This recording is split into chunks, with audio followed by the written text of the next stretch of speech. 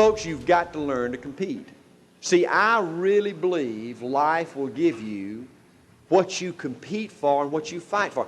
I think I was so fortunate to have played under winning coaches in a winning situation, because I think in a good situation with good coaches, athletics teaches you something about teamwork that I personally don't think you can learn anywhere else. I think it's one of the great lessons in preparing you to win in business in America today. And I see people that grew up, like I used to meet with my football team at the victory meeting Thursday before we played on Friday night. And the last thing I told them, I said, now fellas, look, you got to be prepared to win tomorrow.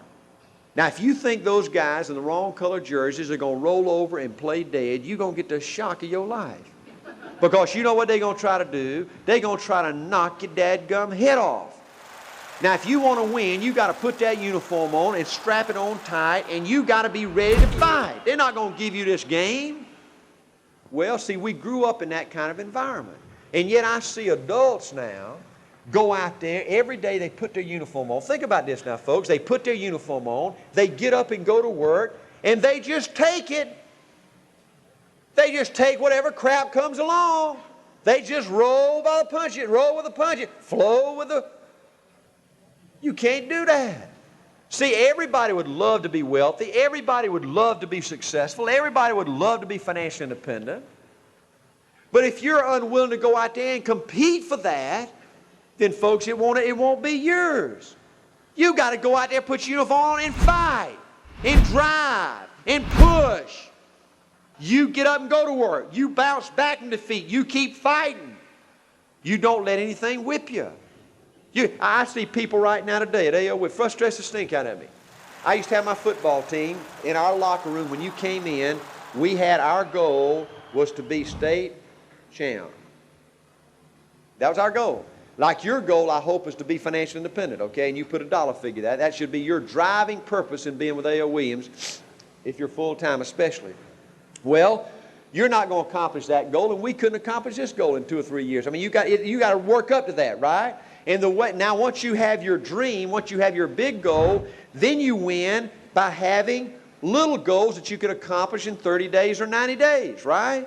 And what you got to have a goal of is getting better every week, every month. You just get better, right?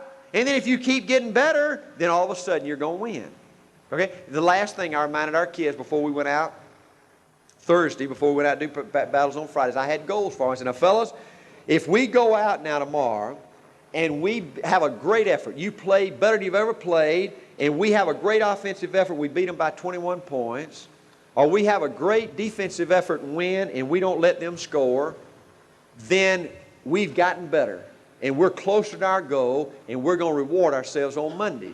And what we do is go out in shorts on Monday, just have a light workout and loosen up, and you know there's not a greater feeling in the world than to really work hard and go out there and play good and kill the competition, you know.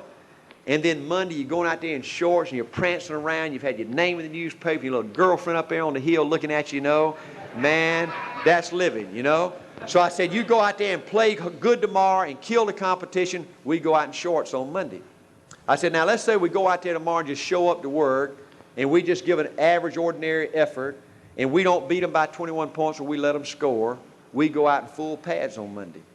And we have one of those long, drawn-out, tough practices, you know, 3 or 4 hour jobs, where instead of running 10 or 20 wind sprints that normally kill you, we run 40, you know. Now, let's say you go out there and you get beat tomorrow night. I'll see you full pads Saturday morning, 10 o'clock. True story. See, that's the way you've got to, you can't go. I see people down in our business right now where they go out. Let's say your goal is in your district or division or in your region is maybe last month you had 10 sales and 4 recruits, let's say, okay? This month they'll make 8 sales and 2 recruits. And they're just ho-hum about it. They just say, well, I had a bad month. I'm sorry, honey, things were a little tough this month. It'll get better next month. And they don't do anything different. And they're on their way out of business. Because, see, you just got your butt beat. See, the scoreboard says you're going downhill. You understand that? You just got beat. And if you do the same things that you were doing when you got beat, folks, you're going to get beat next week. And you're going to get beat the next week. And you're going to get beat the next week. You're going to start losing string. And you're going to be out of business.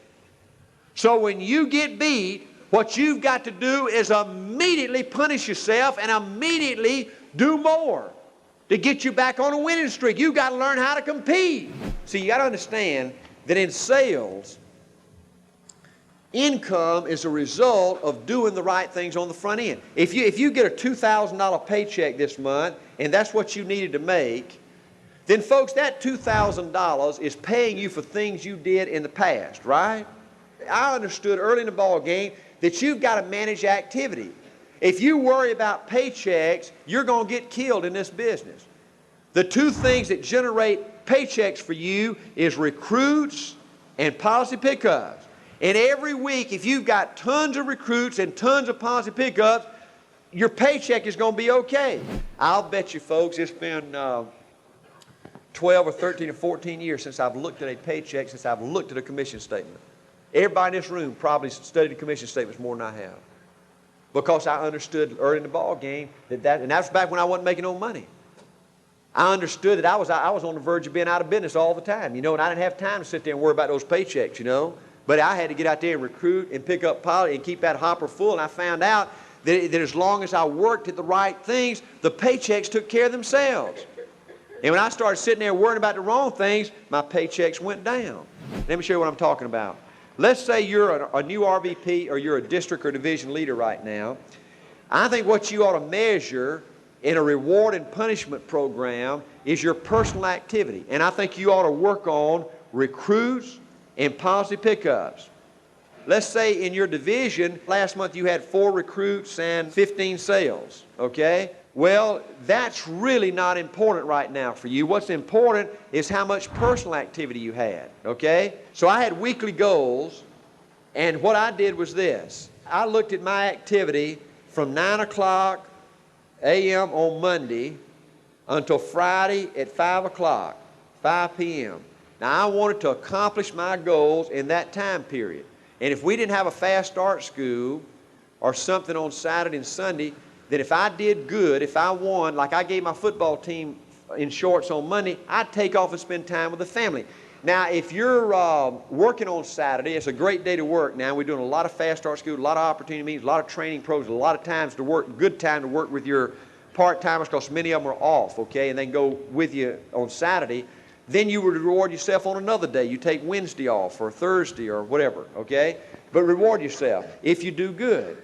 So here's what I did. Friday at 5 o'clock, I would look at I didn't care what the organization did. I would look at my personal activity, and let's say that week I had one recruit and 3 policy pickups. But all kind of red flags and bells went off, right? I just got beat. The scoreboard said I got my butt beat, and I've got to change something right now, or I'm going to go on a losing streak, and losing can become a habit.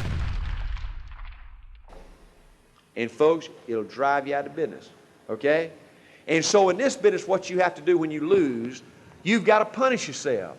You've got to do a ton of things in terms of activity in a short period of time. You've got to compress a lot of recruiting and a lot of policy pickups in a short period of time, and it'll thrust you back on a winning streak. And it's funny about winning. When you get a lot of momentum going, you'll win for a few weeks usually, okay? For 2, 3, 4, 5 weeks. And you can reward yourself. And when you lose, if you immediately punish yourself, you might have to work double hard for a week or two, but you begin to create that'll thrust you into another winning streak, for 5 or 6 or 7 weeks. And one of the things that wears me out at A.L. Williams, I see so many leaders that can't ever manufacture a ton of activity in a short period of time. They do the same crappy thing month after month after month. You can't do that. You've got to know when to juice it up, okay? When to go out there and do a ton of stuff in a short period of time. So what I did on Friday, if I got beat, what I did is I worked Saturday and Sunday afternoon, and I made up my mind that I was going to try to do twice as much the next week. I was going to try to recruit 4 people and pick up 8 sets of policies. I doubled my goals, okay? any week or any month, when you go backwards, you've lost and you're headed out of the business, okay? You can't ever go backwards. You set goals for yourself. If you're making 10 sales a month, okay, then folks, dadgummit, next month you make 10 or 11 or 12. Next month you make 10 or 11 or 12. Don't ever make 9. Don't you ever make 9. And if you ever make 9, then you go the next month and make 11 to make up for that one, okay? Or you'll never get, does that make sense for you now? Or you'll never get to your goals, folks. It ain't easy to win, dadgummit. You've got to pay a price. You've got to compete.